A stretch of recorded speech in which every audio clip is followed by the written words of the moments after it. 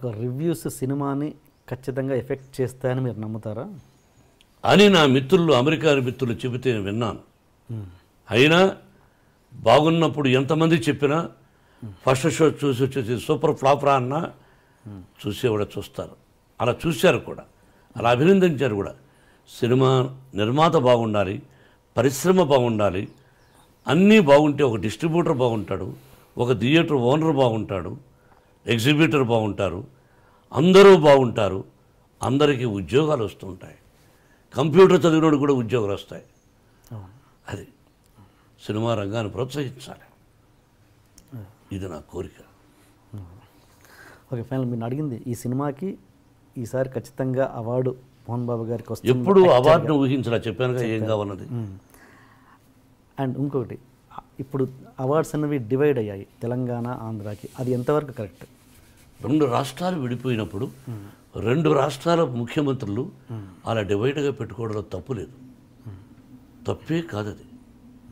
తెలంగాణ రాష్ట్రానికి ఒక అవార్డు అని, వాళ్ళకు ఒక సింబల్ అని, ఆంధ్ర రాష్ట్రానికి ఒక సింబల్ అని అలా పెట్టుకొని చేసుకుంటే అది తప్పు కాదు. బట్ ఇందులో తెలంగాణ వాళ్ళే ఉండాలనా, ఇందులో ఆంధ్ర వాళ్ళే ఉండాలనా, లేదా మొత్తం కలకి డివైడ్ చేసి ఇస్తారని? అది వాళ్ళ ఇష్టం, అది ముఖ్యమంత్రుల ఇష్టం. అది మిక్స్డ్ చేసినప్పుడు రెండు ఎందుకన్నది అది ముఖ్యమంత్రులను అడగాలి అలా జరిగినప్పుడు. Okay sir. And Chandrababu Naidu గారి గురించి ఒక కొత్త విషయం తెలిసింది. మీరు ఒక ఫంక్షన్లో ఏదో చంద్రబాబు నాయుడు గారితో డాన్స్ చేయించారంటే, అది ఇప్పటికీ వీడియో ఎక్కడా లీక్ లేదు, చేయించారా? అది ఎవరిదో నిశ్చయితాంబరం, అప్పుడు అందరూ డ్యాన్స్ చేస్తున్నారు, ఎవరితో గుర్తులే.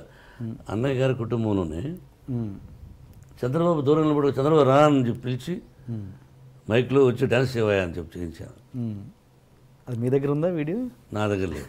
ఓకే, ఒకవేళ ఉన్నా నేను అది ప్రదర్శించకూడదు, నా దగ్గర లేదు. ఓకే. అండ్ ఇంకొకటి సార్, మీరు ఇంత గొప్ప వ్యక్తిత్వం ఉండి అక్కడక్కడ మీరు ఒక ఇంటర్వ్యూస్లలో కావచ్చు, పబ్లిక్లలో కొంచెం తక్కువ విధంగా ఇదవుతారు. ఏంటంటే ఒక ఎగ్జాంపుల్, సపోజ్ మొన్న ఏదో షో చూశాను, దాంట్లో కీరవాణి గారిని యమదొంగ ప్రమోషన్లో మీరు నా భోజనానికి పిలవలేదు అని చెప్పేసి చిన్న చిన్న విషయాలకు మీరు అలుగుతుంటారు. ఎందుకు భోజనానికి పిలవలేదు అని కీరవాణి గారిని, కోదండరామరెడ్డి గారిని ఒక షోలో మీరు తర్వాత సక్సెస్లో నన్ను పిలవలేదు, నన్ను సరస్సు ఉండాలండి.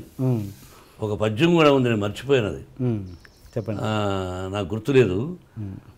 భాషలో నేను అంతే శివాజీ గారి దగ్గర పెద్ద పెద్ద వాళ్ళ దగ్గర నేర్చుకున్నా. సభలో మాట్లాడుతున్నప్పుడు చలోక్తులు కూడా ఉండాలి. ఓకే, చలోక్తుల్లో లేకపోతే సభ కాదు.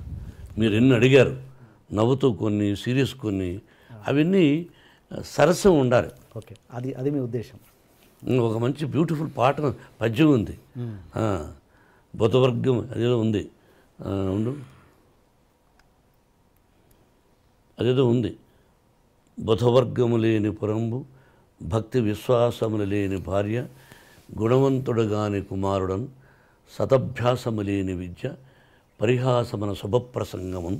నేను ముందు వెనకలా తప్పులు చెప్పుండొచ్చు కానీ పరిహాసమన శుభప్రసంగమన్, పరిహాసంలో మాట్లాడమన్నాడు, శుభప్రసంగం ప్రసంగంలో కూడా పరిహాసం వాడమన్నాడు.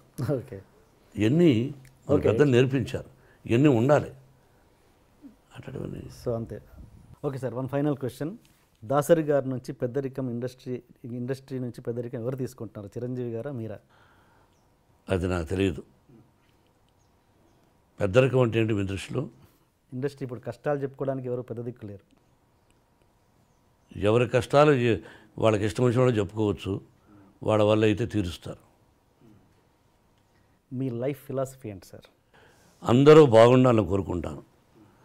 నా ఇంటి చుట్టూరు ఉండేవాళ్ళు బ్రహ్మాండంగా ఉండాలి, వాళ్ళకు భగవంతుని ఆశీస్సులు కావాలి, వాళ్ళకంటే నేను ఎక్కువ సంపాదించాలి అని కోరుకుంటా. వాళ్ళు బాగుండకూడదని నేను డ్రీమ్లో కూడా అనుకోను. నేను కానీ, నా భార్య బిడ్డలు కానీ, నాకు తెలిసినంతవరకు నా ఆత్మీయులు కానీ, నాకు మంచి స్నేహితులు ఉన్నారు కొంతమంది, సినిమా పరిశ్రమలు లేరు. బట్ నేను బాగుండాలని కోరుకుంటాను. అందరూ బాగుండాలి, అందరికీ ఆశీర్వచనం పలకాల భగవంతుని కోరుకుంటాను.